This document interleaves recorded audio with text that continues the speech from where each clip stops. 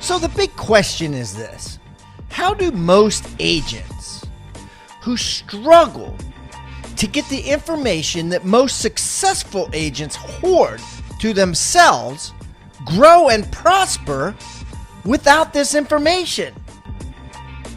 That's the big question, and this video cast is the answer. Welcome to Real Estate Rockstars. I'm your host, Pat Hiban. And now, for the review of the day. I got a review here from Heather Vaughn, 5 stars. She says, great course, and she's talking about the Certified Buyer Agent course. She has said, I enjoyed the course, and though some of the information I knew, there were many great nuggets I picked out. I would have liked some sort of official certificate emailed so I could use the Certified Buyer Agent designation on social media, produce my new skill level, as well as Rebus University. Well, here's the thing, Heather. We do that, and you should have gotten one. So I am going to make sure that someone reached out to you and got this to you, because that should happen automatically. So thank you so much, Heather, for the feedback, and congratulations on graduating to the Certified Buyer Agent. Keep the comments coming, guys. I love them. And remember, I eat feedback for breakfast. So give me a 1-star review if you want, or a 5-star review if you want. I don't care. And the more reviews we get, the better guests we get. So please, subscribe first, and then leave us a review or wherever you're listening.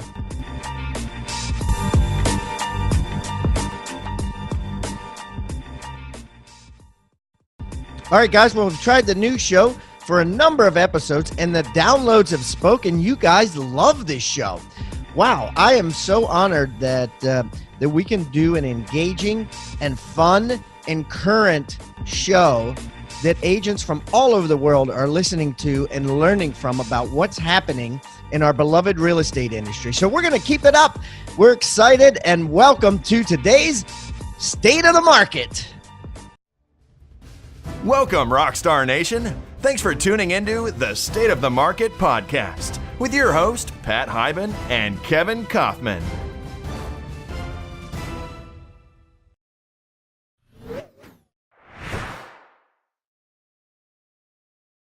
All right, Rockstar Nation, welcome to State of the Market. I am here with my cohort, Mr. Kevin Kauffman. Kevin, what's up, buddy? You're out last week with the deathly flu. What happened, bro? Dude, I was laid up in bed. I am so glad to be amongst the living again. I rarely get sick, and I was out for basically 5-6 days. Jeez, it's funny, getting sick is such an odd thing, right? Because I don't know about you, but I'm kind of a hypochondriac. When I'm sick, I think I'm dying. I think I'm like, it's not just the flu. It's like 12 forms of cancer or whatever, and I'm never going to get better. And then when you get better, it's for me, again, it's just like a shock. I'm like, oh my God, I can't believe how great I feel. I came out of that. I'm strong, Dude, I asked my wife, I was like, I don't think this is the man flu, right? I don't just have the man flu. Like, I'm actually not feeling well, right? And she laughed. She got a kick out of that. But yeah, man, I'm glad to be back and feeling much better today. That's awesome, dude. Well, let's kick off some news. I want to talk briefly first, because we got a lot of other news, so I'm not going to spend too much time on it. But NAR did issue a response to their lawsuit publicly, in a convention format, right? The annual Association of Executive Institute event. And they basically came out and, they said, look, first of all, we're going to motion to dismiss this thing. This thing is frivolous. And, all the lawyers that you can read about online basically saying, well, it's very hard to dismiss an antitrust lawsuit. I mean, these things rarely get dismissed. So that's unlikely that's going to happen. But they're like, we're not worried about it. We're not sweating about it. And we're going to win. So they're very confident. And their big thing is this. And if you didn't hear this, go back a couple of State of the Market episodes. You'll hear, a couple of discussions about this. I think it was 2 or 3 episodes ago where Nolly Williams and I were talking about this. Their big thing is, yes, we have told agents that they have to compensate the buyer agent, right? They're not denying that they have told agents that they have to compensate the buyer agent. What they're denying is that they told the agent what to compensate. And I would agree with that. NAR did not say you can compensate as little as a penny. Now, I don't think there's an agent out there that would have the balls big enough to compensate a penny because of the backlash from the agent community. And so the fact that the agent community feels rightful enough to backlash an agent for compensating a penny, right? For sending them letters, for calling them, for calling their broker, for complaining to their broker, to complaining to the board, makes you think that maybe there is something wrong with the system, right? It's kind of like complaining nowadays about someone who has different political views than you. You can't do that. You're not allowed to do that. You can bitch about it, but you can't call someone in charge of something at a job or in charge of someone at a school or whatever and say, this guy thinks differently than me. And it's the same thing. But agents feel entitled to be able to do that, to be able to bitch and complain that another agent at another company is charging a lower co-op. And I think that that's what they're saying. So it's, it's just a fascinating to pop popcorn and sit back and watch this thing. Well, Pat, I think the thing that you hit on is that it is interesting, and maybe our system isn't great. Maybe it's not perfect. It works right now. Who knows what will happen with it?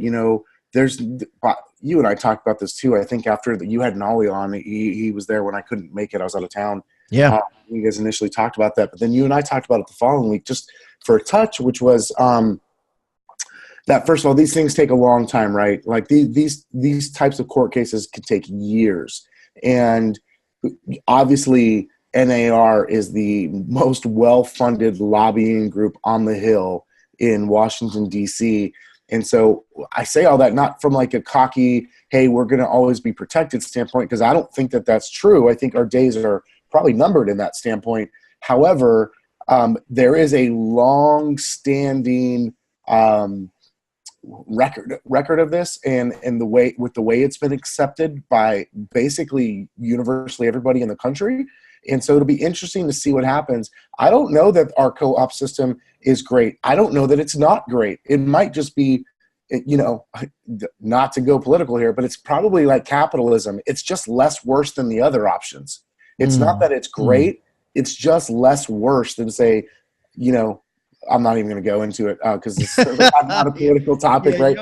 You'll get ostracized just for not explaining yourself enough. Yeah. So I have a feeling that maybe that could be true with our system, with this co-op system, that it's just kind of less worse. It's not actually great, but it's the best of the bad options we have. So, but not too dissimilar.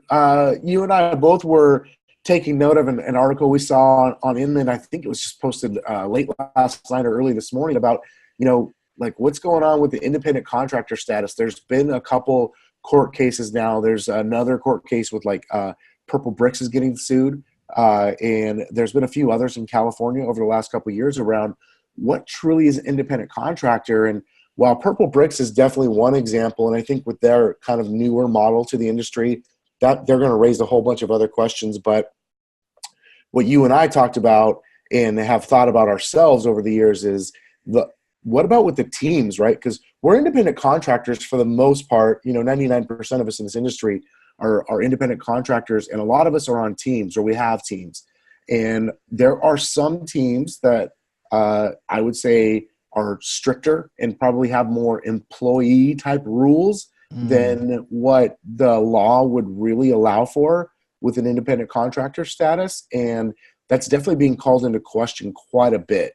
And so, anyone with a team blur,